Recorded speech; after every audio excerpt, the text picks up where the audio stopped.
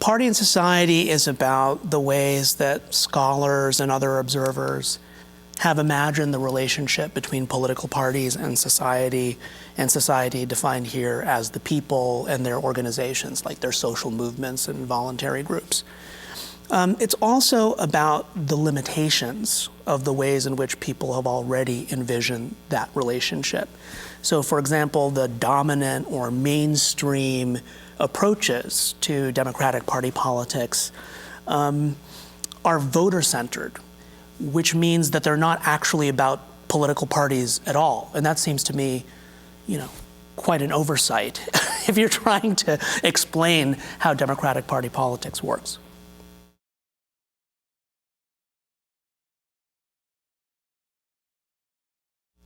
The main reason I wanted to write the book is that, no major original statement had been published within sociology on the subject of political parties since 1967.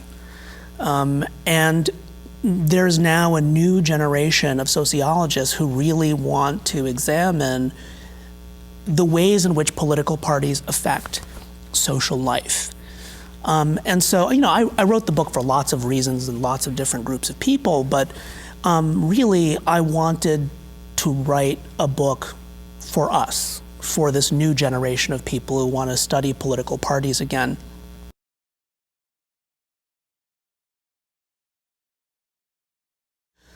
So there are two reasons why people should care about party politics. The first is that parties control the system of nominations and elections to political office, which means that essentially they control the formal institutional machinery that we associate with the democratic process.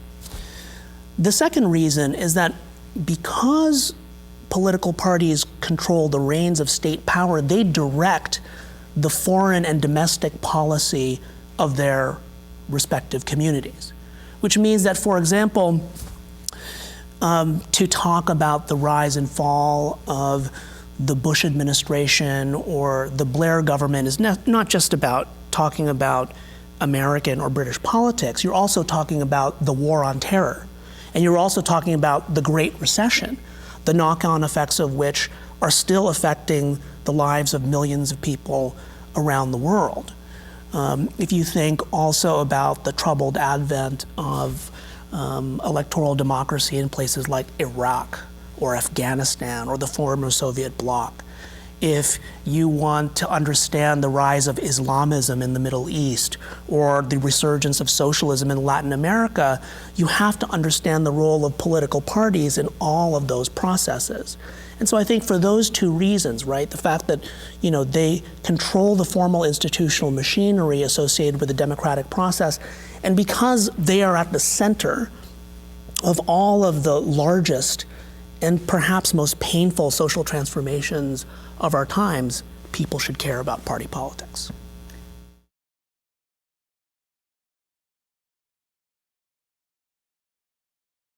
The main reason it's important to include sociology is that you can't understand where political science is coming from unless you fully understand that political scientists are responding to sociologists. So, for example, my book is divided between voter-centered approaches to party politics and party-centered approaches to party politics.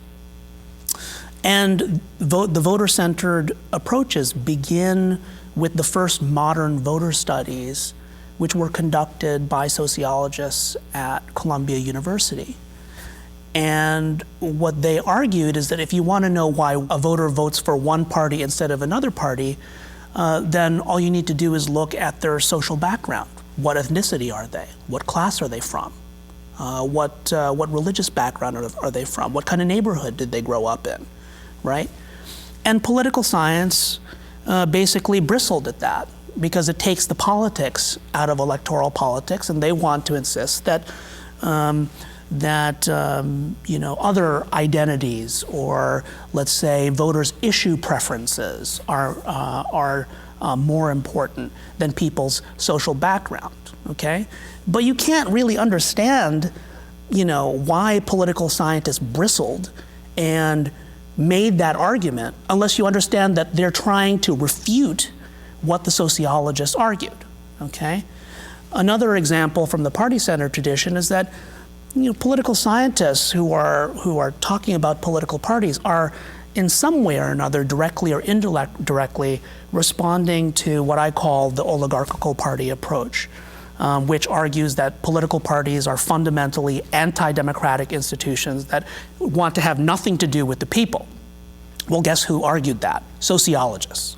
Right? So political scientists say, oh, no, that's not true. Political parties are responsive to the electorate, et cetera, right? I mean, they want to argue that, there is democracy in the world.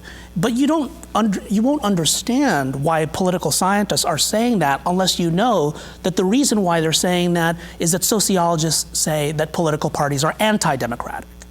So that's the reason why including sociology is really important to understanding the field.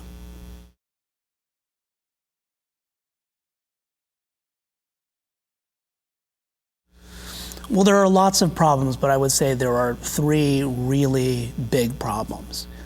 The first major problem, as I alluded to earlier, is that the dominant or mainstream approaches to Democratic Party politics are not about parties, but voters, as if voters run the democratic process. And we know that's patently not true. It's as if political parties don't have their own objectives, their own strategies, their own motivations, right? And I think that is a gigantic oversight that needs to be corrected. The second major problem is that people assume that there is some kind of impermeable or non-porous boundary around political parties, as if they don't have a very close collaborative relationship or even fuse with, let's say, the social movements in their community or with the state or the government.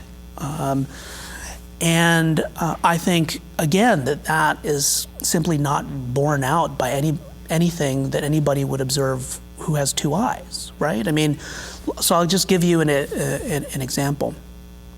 Indigenous movements in Latin America. Basically, these are folks who are the equivalent of Native Americans in the United States, and they're pressing for various demands like land redistribution and so forth, and they field political candidates for office. And sometimes they win. And then when they win, they wield state power. So what are they? Are they a movement? Are they a party? Are they the state? Who knows? What's the relationship between them, right? And what's interesting is that even though that kind of organization is quite pervasive throughout the world, social scientists have virtually nothing to say about it. And I think that is a major problem. The last issue is that academic approaches to political parties are deadly boring, okay? Anybody who is an observer of party politics, let's say in the United States, since that's where we're sitting right now, whether you think it's healthy or not, it's definitely not boring. Right? It's dramatic. It's like triumphs and reversals. It's Sarah Palin and the Tea Party, and Obama's going to run the table, except he gets clobbered in the midterm elections. And then, we're in the middle of a recession, so clearly the GOP is going to defeat the Democratic Party in the presidential election, but they go down to like this crashing and unexpected defeat. I mean, you got the debt ceiling debate and all of this kind of stuff. I mean, it's enough to sort of pull your hair out, but it's certainly not one thing. It's not boring, okay? And I think that the scholarship on political parties needs to kind of internalize that rough and tumble kind of ethos that really is what party politics is about.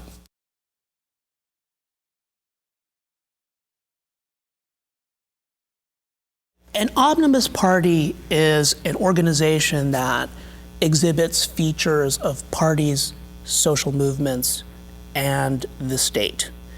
The indigenous movements that I mentioned earlier comprise one example. Another really good example is Hezbollah in Lebanon, right? It's known as a radical Islamist group, an enemy of the United States. Taking a step back from the ideological a moment, let's look at what they do, right? They got their start as a religious movement in the suburbs of Beirut. And the way that they attracted the support of Muslims on the ground is by providing social services and by financing infrastructural improvements to roads and bridges. In other words, they did the things that the Lebanese state should be doing but isn't doing, okay? They are effectively a parallel state within a state. And then, once they built all that mass support for the good work that they were doing, quite frankly, they were able to leverage that and become a political party. And then when they contested political office, they won. And then they started wielding state power, right? So again, I ask, is that a party? Is that a movement? Is that a state? I think the best way to go about it is to call it an omnibus party. I'll give you another example. Some people have argued that the 2008 Obama campaign exhibited features very similar to that of an omnibus party. Okay, so for example, scholars have noted that the 2008 campaign drew heavily on the anti-war movement in this country in the lead up to the Iraq War. All the sort of like technological outreach strategies that the Obama campaign later became famous for were actually taken from anti-war movement strategies from much earlier. And then, of course, as we now know, sitting in 2014, the Obama campaign did not stay the Obama campaign. They became the Obama administration. And now Mr. Obama is the President of the United States, which means that he is the Commander-in-Chief of the U.S. Armed Forces. Party, state, and movement. That's what an omnibus party is.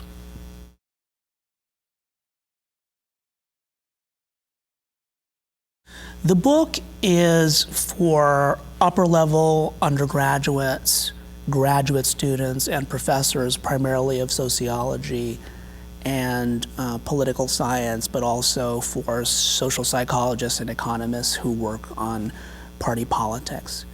And it's for those people who are interested in getting a sense of what people have said about Democratic Party politics. I mean, it is a vast literature spanning some 300 years, okay?